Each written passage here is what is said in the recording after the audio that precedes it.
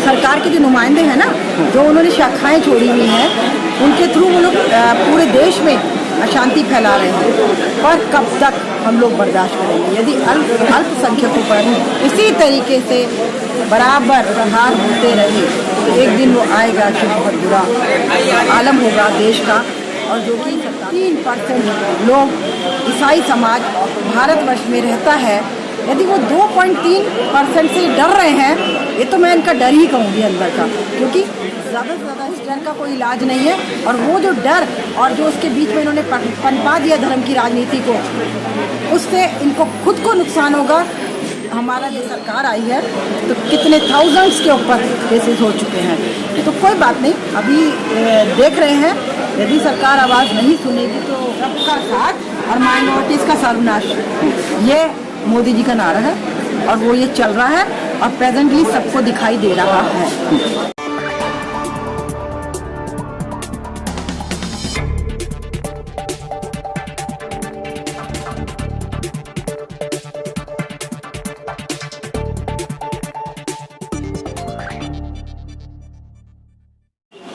नमस्कार, मैं हूं सुरेश। देश भर में हो रहे किशोरों पर हमला बड़ा चिंता का विषय है। सरकार की चुप्पी अब लोगों को खलने लगी है। आज आखिर वजह क्या है सरकार जिस पर चुप है? इसी विषय में हमारे साथ बातचीत करने के लिए मौजूद है मीनाक्षी सिंह है और इनसे बातचीत। मैम, क्या कहेंगे जो अल्पसंख्यकों पर लगातार जो हमले हो रहे, सरकार की चुप्पी क्या हो रही है?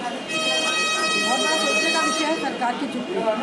यदि इसी तरीके से माहौल बना रहा तो सरकार खुद ही देश में, वैसे सरकार के जो नुमाइंदे हैं ना, जो उन्होंने शाखाएं छोड़ी हुई हैं, उनके थ्रू वो लोग पूरे देश में अशांति फैला रहे हैं। पर कब तक हम लोग बर्दाश्त करेंगे? यदि अल्पसंख्यकों पर इसी तरीके से बराबर प्रहार होते रहे तो एक दिन वो आएगा कि बहुत बुरा आलम होगा देश का। और जो कि सरकार को संभालना क्या कहेंगे, मेरा खुद का अपना वो है, तो बहुत मुश्किल होगा। कब तक हम टिकेंगे? कब तक हमारे चर्चे परिवार होंगे? कब तक हमारी धार्मिक आस्थाओं को पैरों तले रौंदा जाएगा? कब तक? आखिर कब तक? आखिर मैम, वजह क्या लगती है कि चर्चों को निशाना क्यों बनाया जा रहा है देश को? क्या वजह लगती है? ये इनसिक्योर सरकार है और इनकी शाखाएं इन लोगों को, क्योंकि खुद मुट्ठी भर है, इन लोगों को लग रहा है अरे भाई, जो 2.3% लोग ईसाई समाज भारतवर्ष में रहता है, यदि वो 2.3% से डर रहे हैं, ये तो मैं इनका डर ही कहूँगी अंदर का, क्योंकि ज़्यादा से ज़्यादा स्कूल्स, ज़्यादा से ज़्यादा हॉस्पिटल्स हमारे हैं। आज तक एक भी ऐसा केस नहीं है कि हॉस्पिटल से कोई, क्रिश्चियन हॉस्पिटल से कोई ईसाई बनकर निकला हो, या स्कूल से 99% स्कूलों में बच्चे गैर कौम के पढ़ते हैं, गैर मजहब के पढ़ते हैं, उसके बाद कोई बच्चा ईसाई बनकर निकला हो। इन लोगों को जो डर है, उस डर का कोई इलाज नहीं है। और वो जो डर और जो उसके बीच में इन्होंने पनपा दिया धर्म की राजनीति को, उससे इनको खुद को नुकसान होगा। हमारा देश भारतवर्ष एक बहुत प्यारा देश है, इसको हम बर्बाद नहीं होने देंगे इनकी गलत नीतियों से। मैम, जो ईसाई तो वैसे बड़े शांतिप्रिय होते हैं, उन पर हमले हुए हैं, कहीं से भी नियोजित नहीं, सरकार चुप है, लेकिन अब तक देश में कितने बार हमले हुए होंगे आप लोगों को ईसाइयों के चर्चों के? इस समय अनगिनत, पिछले 7 साल से, अभी तो आपको 1 साल का, अभी 9 महीने का हमने आपको दिया 308 केसेस। तो आप हिसाब लगा लीजिए कि पिछले गुजरे जब से ये सरकार आई है तो कितने थाउजेंड्स के ऊपर केसेस हो चुके हैं।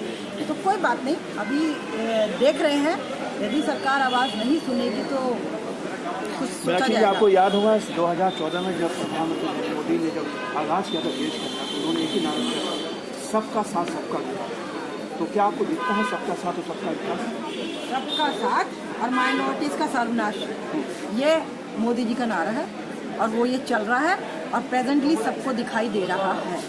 तो मैं तो यही कहूँगी कि सबका साथ सबका विकास नहीं है, सब हिंदुओं का साथ और माइनॉरिटीज़ का सर्वनाश। चलिए, 2024 में इलेक्शन है, क्या कहेंगे इसको लेकर? आपकी मॉनिटरिंग जो है, कुछ आवाज़ उठाएगा इसके खिलाफ, सरकार के खिलाफ? बिल्कुल, हम पूरी आवाज़ उठाएंगे और 2024 में ये खुद देखेंगे कि आंकड़े इनके कहाँ जाते हैं, ये आने वाला वक्त बताएगा। चलिए, आपका बहुत बहुत धन्यवाद। ये थी मीनाक्षी सिंह जो हमारे साथ बातचीत कर रही थी।